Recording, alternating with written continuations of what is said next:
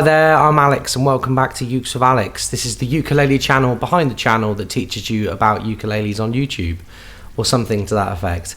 Anyway, some of you may be watching for the first time, and if you are, my name's Alex and I like to make videos that absorb us and enrich us with the ukulele and ukulele culture. And today we're going to talk about a uke that I recently featured and really heavily endorsed for the Southern Ukulele Store. That's where I am now. And I don't film many videos at the Southern Ukulele Store, just to try and avoid confusion, but I've been forced to this month. It's just impossible to find the time at home, and I really wanted to show off this ukulele before Christmas. So the uke we're going to look at today, you would have seen in the thumbnail, is the absolutely gorgeous Flight A10 FM. Now, why is this ukulele so special? Why did we vote it the #1 uke of the year at SUS this year? Well, I have been here for years and years and years, and I've seen maybe 4 or 5 instruments like this, and they've always been £3,000 or £4,000, and yet somehow this is under £1,000.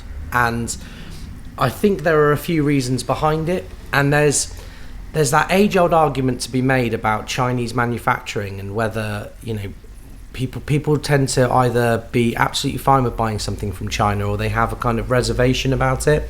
Personally, I think if you're a skilled craftsman, it doesn't matter where you are, there's just something to admire and adore about these instruments. And I know that there are modern techniques now available to kind of do a consistent spray finish like this that maybe weren't available 5-10 years ago. And that's why you're seeing a lot of guitar companies using this as well. This kind of two-tone 1980s inspired finish, and I'm all here for it, and I hope you are too.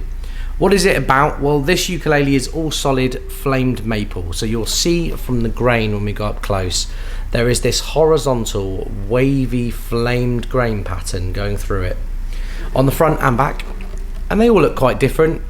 It's worth just checking around. Any photo you see of someone playing and holding one online will be radically different to the one before, but it's just gorgeous, isn't it? With this abalone hand inlaid rosette, ebony fingerboard, which also has these really subtle inlays. The only criticism I have of this ukulele is that I find them hard to see, but thankfully there are side dots.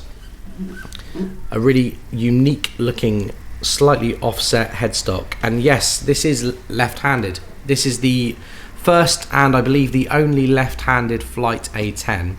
The reason it came to be, and the reason I have a left-handed one, is because when the very first A10 model arrived at the Southern Ukulele Store, I really wanted to buy it. I was kind of convinced not to buy it because, you know, it's right-handed and there's plenty of people out there that deserve a chance at it quicker than I do, which is fair and true. So as a result, I waited 9 months and Flight agreed to make me a special left-handed one with the armrest on this side and the headstock off to the side the other way. I love it. I'm not sure what else to say about it. I really want to talk about why I like maple and why it's a good wood for ukulele manufacturing. Maple is mellow. It's a hardwood that absorbs lots and lots of the spiky, trebly frequencies and softens them up. It's like the ukulele version of a fabric softener. It's the same in the guitar world. You see electric guitars with maple fingerboards and electric guitars with rosewood fingerboards. The maple ones tend to be a slightly softer, slightly duller sound. And in an acoustic instrument, that carries over especially well.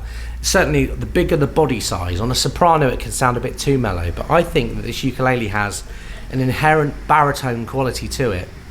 In fact, as I look at it right now and while you're looking at it, it's actually strung in high D DGBE with some custom string sets I'm putting together with rotor sound. So this is a high D DGBE set.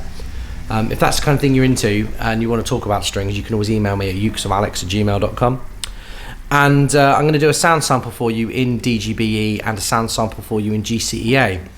But let's talk about what kind of strings you might use on maple. Because maple is a soft wood, it's not necessarily that straightforward to pair it up with the right strings. If you were to go for clear fluorocarbon, they're the brightest, spikiest string. A lot of those frequencies get absorbed by the maple, so it kind of levels it out. So the most extreme option is often the best when you're dealing with an extreme option like maple. If you're to put black nylon on this ukulele, it might just sound a bit too honky, a bit nasally. Likewise with clear nylon, which is why I'm unlikely to use my own custom string sets on it. I'm actually going to try some of the Ukelogic pink fluorocarbon strings on this ukulele. So when you hear the sound sample in a minute, that's the string set that's going to be on it.